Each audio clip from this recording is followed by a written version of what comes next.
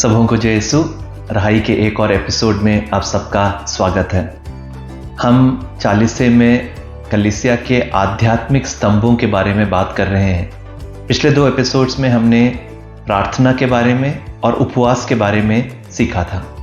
आज हम यीशु मसीह भिक्षा दान या दान धर्म के बारे में क्या कहते हैं, इस पर हम थोड़ा समय व्यतीत करेंगे। तो मत्ती के सुसमाचार 6 अध्याय में पहले वचन से लेकर यीशु इस प्रकार से कहते हैं, सावधान रहो, लोगों का ध्यान आकर्षित करने के लिए अपने धर्म कार्यों का प्रदर्शन ना करो, नहीं तो तुम अपने स्वर्गिक पिता के पुरस्कार से वंचित रह जाओगे। जब तुम दान देते हो तो इसका ढिंढोरा ना पिटवाओ।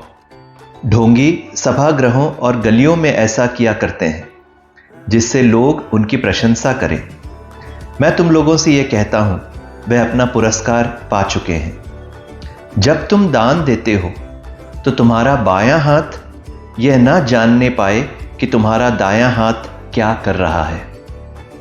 तुम्हारा दान गुप्त रहे और तुम्हारा पिता जो सब कुछ देखता है तुम्हें पुरस्कार देगा।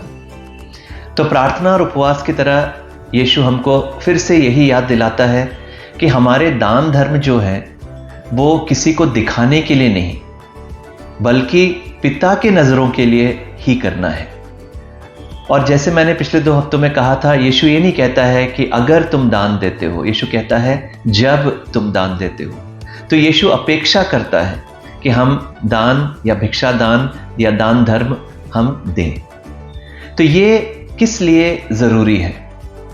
प्रार्थना और उपवास जो है वो हम अपने लिए करते हैं। हमारे आत्मिक बढ़ोतरी के लिए हम प्रार्थना करते हैं, हम उपवास करते हैं प्रभु के सामने झुकने के लिए, प्रभु से अपनी प्रार्थनाओं को प्राप्त करने के लिए। लेकिन भिक्षा दान जो है वो हम पड़ोसी को प्यार करने के लिए। हमारे आस पड़ोस में ऐसे बहुत सारे लोग हैं जो तंगी में हैं, मुश्किल में हैं, गरीबी में हैं, बीमार हैं, परेशान हैं, उन लोगों की सहायता के लिए। क्योंकि सच में हम ईश्वर को कैसे प्यार कर सकते हैं?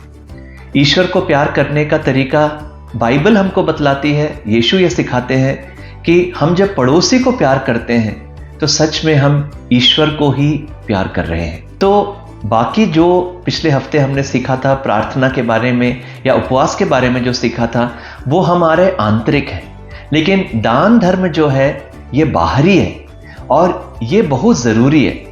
क्यों? क्योंकि हम जीवन में बहुत सारी चीज़ों के साथ बहुत ज़्यादा अटैच्ड है, जुड़े हुए हैं। तो हम किन सब चीज़ों का दान हमें करने के लिए प्रभु प्रोत्साहित करता है?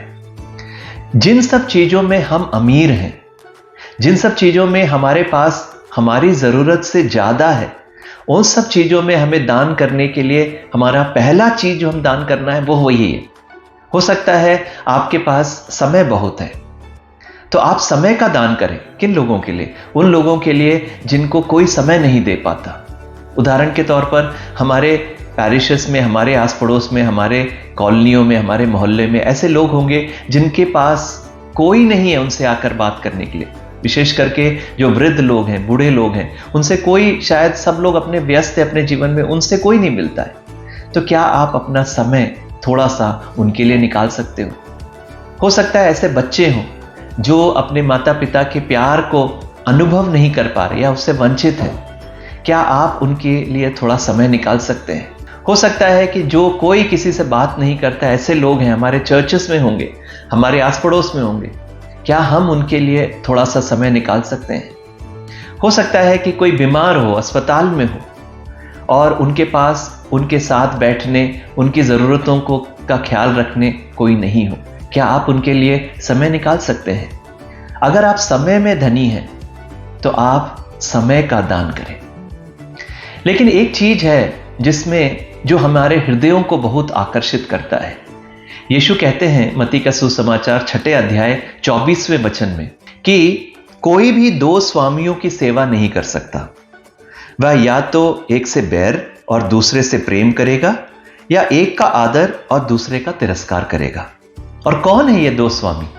हम सोचेंगे प्रभु वहां कहेगा ईश्वर और शैतान, लेकिन उस भाग में यीशु हमसे कहते हैं तुम ईश्वर और धन दोनों की सेवा नहीं कर सकते।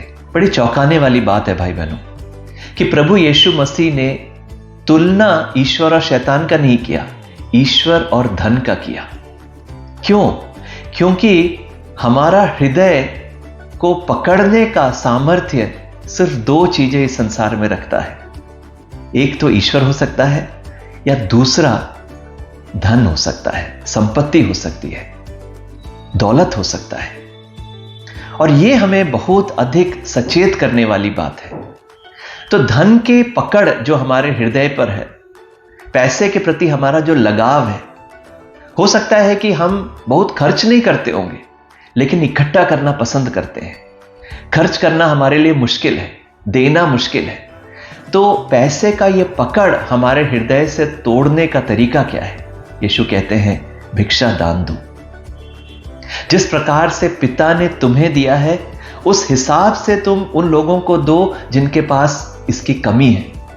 और गरीब लोग तो हमारे चारों तरफ है, सब जगह हम उनको देखते हैं। बड़े मजे की बात है भाई बहनों, जब न्याय के दिन में हम यीशु के सामने खड़े होंगे। मत्ती का सुसमाचार 25वां अध्याय, इसका एक दृश्य हमारे सामने यीशु प्रस्तुत करते हैं। न्याय के दिन हमसे यह नहीं पूछा जाएगा कि हमने कितनी प्रार्थनाएं बोली, कितना मिसा बलिदान में हम भाग लिए, कितना उपवास किया। यह बहुत महत्वपूर्ण है, प्रार्थना करना, उपवास करना। लेकिन न्याय के दिन वो प्रश्न नहीं पूछा जाएगा। प्रश्न क्या पूछा जाएगा? प्रश्न यीशु ये पूछेगा, मैं जब भूखा था क्या तुमने मुझे खिलाया? मैं जब प्यासा था मुझे पिलाया? मैं नंगा था तुमने क्या मुझे वस्त्र दिए? मैं परदेसी था तुमने क्या अपना द्वार मेरे लिए खोला? मैं बीमार था क्या तुमने मेरी सेवा शुश्रूषा की? मैं कैदी था क्या तुम मुझसे मिलने आए? 6 चीजें यीशु वहां कहता है। और ये 6 चीजें उन लोगों के प्रति जो गरीब हैं, उनके प्रति हमारा कैसा दृष्टिकोण होगा, उसके आधार पर हमारा न्याय किया जाएगा। सोचिए भाई बहनों, हम स्वर्ग राज्य को पाएंगे या खोएंगे इस आधार पर कि हमने क्या भूखे को खिलाया, प्यासे को पिलाया, शरणार्थी को जगह दिया, कैदी से मिले, बीमार की शुश्रूषा की, हमारा द्वार खोला। ये दान जो हम करेंगे, भिक्षा दान देंगे, लोगों की सेवा शुश्रूषा करेंगे, इस पर आधारित होगा। तो 40 का यह समय हमको यह याद दिलाता है, जैसे हमने राख बुधवार वाले वीडियो में कहा था कि हमें संसार, हमारा जीवन सब कुछ समाप्त हो जाएगा। हम मिट्टी के हैं और मिट्टी में मिल जाएंगे। हम जिन सब चीजों से बहुत प्यार करते हैं उन सब चीजों को त्याग कर हमें ईश्वर के पास वापस जाना पड़ेगा। तो दान जब हम करते हैं, हम जो चीज़ों को इकट्ठा करके रखते हैं, जिसे पसंद करते हैं, उसको हम देने के लिए तैयार हो रहे हैं। प्रिय भाई बहनों, हमारे आस पड़ोस में ऐसे कितने लोग हैं जो भूखे हैं। क्या हम उनको थोड़ा सा इस 40 के काल में हमारे पास जो प्रभु ने दौलत दी है, आशीष दी है, उसमें से एक हिस्सा उनके साथ बांट सकते हैं? ज़रूरतें बहुत है। अगर हम इसको करने के लिए तैयार होंगे तो हम सच में प्रभु ने कहा हुआ जो 3 आध्यात्मिक स्तंभ है, उसके तीसरे स्तंभ को भी हम पूरा कर पाएंगे। प्रिय भाई बहनों, बाइबल में एक बहुत ही सुंदर एक दृष्टांत प्रभु सुनाता है। लूकस के सुसमाचार 16वें अध्याय में 19 से लेकर 31 तक वचन। वहां पर हम 2 लोगों के बारे में सुनते हैं। एक अमीर आदमी था और उसके घर के सामने पड़ा हुआ एक गरीब कंगाल भिखारी था जिसका नाम था लाजरस। अमीर जो था वो बैगनी कपड़े पहनता था, मतलब वो अमीर राजाओं का वस्त्र होता था, बड़े आराम से रहता था। बाइबल इस प्रकार से उसके बारे में बतलाती है, एक अमीर था जो बैगनी वस्त्र पहनता था और मलमल पहनकर प्रतिदिन दावत उड़ाया करता था। उसके फाटक पर लाजरस नाम का कंगाल पड़ा रहता था जिसके शरीर फोड़ों से भरा हुआ था। वह अमीर की मेज की झूठन से अपनी भूख मिटाने के लिए तरसता था। कुत्ते आकर उसके फोड़े चाटा करते थे। ये दोनों लोग मरते हैं। आपको कहानी पता है। जो अमीर था, जो बैगनी वस्त्र पहनता था, वो जब मरता है वो यंत्रणाएं सहता है अधोलोक में। लेकिन लाजरस जो कंगाल भिखारी था वो सीधे इब्राहिम के गोद में जाता है। जब अमीर व्यक्ति कहता है ऐसा क्यों हुआ, तो वहां पर इब्राहिम कहता है कि तुम अपने जीवन में आराम से जी रहे थे, जबकि इस जीवन में सबसे अधिक दुख झेलना पड़ा लाजरस को। तो इस कहानी में अमीर व्यक्ति ने लाजरस के विरुद्ध कुछ गलत नहीं किया था, लेकिन एक भूल उससे हुई, उसने उसको अनदेखा किया। इंग्लिश में हम कहते हैं इंडिफरेंस। उसने ना उसके साथ बुरा बर्ताव किया, ना कोई गंदी चीज की, ना गाली दी, ना फटकारा, ना भगाया, लेकिन उसने उसको अनदेखा किया। अमीर लोग उस समय जब खाना खाते थे, हाथ धोने के पहले हाथ कैसे धोते थे? हाथ पानी से धोते थे और उसको पोंछते थे रोटी से, और वो रोटी के टुकड़े फेंक दिए जाते थे। आप जरा सोचिए, इतना अधिक अमीर है कि वो रोटियों से, वो सभी अमीर ऐसे करते थे, रोटियों से अपना हाथ पोंछते थे। जैसे स्पंज से हम क्लीन करते हैं, वैसे रोटियों से वो साफ करते थे, और वो रोटियों को भी वो गरीब लाजरस को नहीं मिल पाया। उसने उसको अनदेखा किया, और उसका परिणाम क्या हुआ?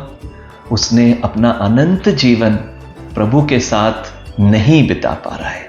अधोलोक में वो यंत्रणा ऐसा रहा है। प्रिय भाई बहनों, एक और चीज इस दृष्टांत के बारे में मैं आपसे बताना चाहता हूं। यीशु मसीह के कोई भी दृष्टांत में यीशु किसी भी व्यक्ति का नाम नहीं लेता। यह सिर्फ एक ऐसा दृष्टांत है जिसमें उसने, उस दृष्टांत में किरदार है, उस किरदार गरीब कंगाल को यीशु ने नाम दिया, लाजरस। कितनी बड़ी बात है ना। अमीर का नाम नहीं है, लेकिन गरीब का नाम है। मनुष्य जैसे देखता है वैसे परमेश्वर नहीं देखता है। प्रिय भाई बहनों, तो ये 40 का समय हमारे लिए एक अच्छा मौका है।